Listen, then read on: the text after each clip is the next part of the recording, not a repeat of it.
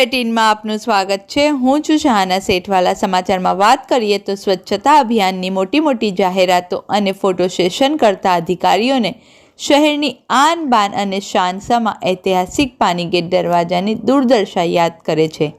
જ્યારે દેશના વડાપ્રધાન શ્રી નરેન્દ્રભાઈ મોદી સ્વચ્છતા અભિયાન ઉપર ભાર આપતા હોય ત્યારે લાખો રૂપિયાના ખર્ચે રિનોવેશન થયા પછી પણ આ ઐતિહાસિક દરવાજો શૌચાલય બની ગયું છે અને સફાઈના પ્રસંગની રાહ જુએ છે।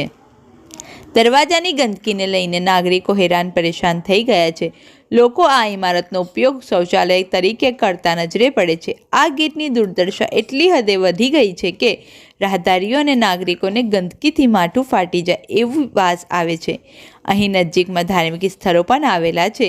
નશેડિયાઓ દ્વારા સેવન કરી સૂઈ રહેતા નજરે પડે છે। વહીવટી તંત્ર આ ઐતિહાસિક ઇમારતની સાફ સફાઈ વહેલી તકે કરાવે અને તેની યોગ્ય જાળવણી કરે તેવી આ વિસ્તારના લોકોની માંગ છે। રિપોર્ટ સાદિક કાજલવાલા।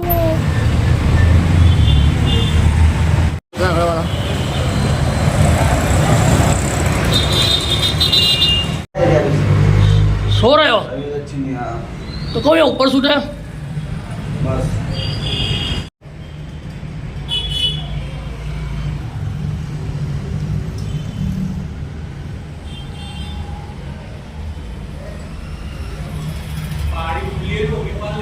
कितने टाइम से रहते तुम या कितने टाइम से रहते तुम ये तो एक दो दिन से आया दो टाइम नहीं इस- अच्छी नहीं रहेगी तो सो गया था ये सब नापाकी गंदगी है तुमको नींद आती है बस क्या गंदगी में नींद आ जाती है कि नींद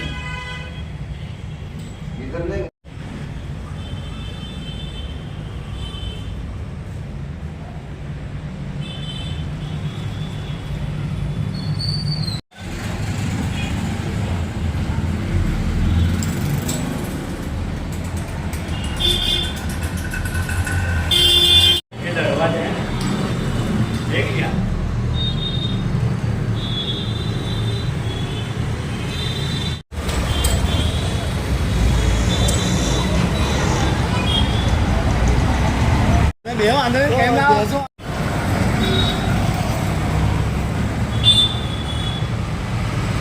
કયું વિસ્તાર છે અને સમસ્યા શું છે?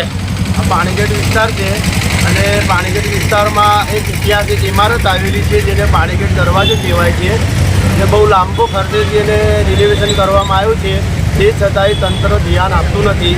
એના અંદર ગંદકી કરવામાં આવે છે અને લોકો ટોયલેટ બાથરૂમ કરીને અહીંયા જાય છે એની કોઈ જાતની તંત્ર ધ્યાન રાખતું નથી। આવા જવાના રસ્તામાં પસાર થવામાં ખૂબ તકલીફ પડે છે એના ઉપર તંત્ર ધ્યાન આપે અમે રજૂઆત કરીએ છીએ કે ખાસ કરીને ધ્યાન આપે।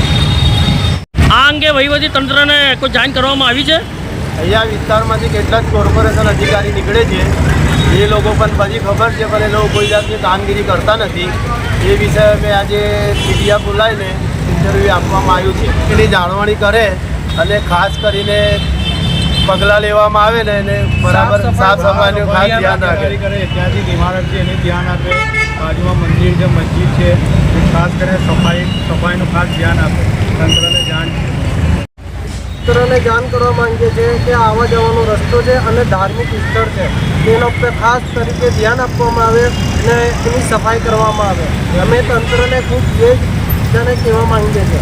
ગંદકી એટલી છે કે લોકો નાકે ઊંચા મારીને જાય છે કે ધાર્મિક સ્થળ છે, મસ્જિદ છે, મંદિર છે ને ઐતિહાસિક ઇમારત છે ત્યાં ગંદકી કરીને જાય છે અને ત્યાં ધ્યાન આપે તંત્રને એટલી દરખાસ્ત છે અમારી।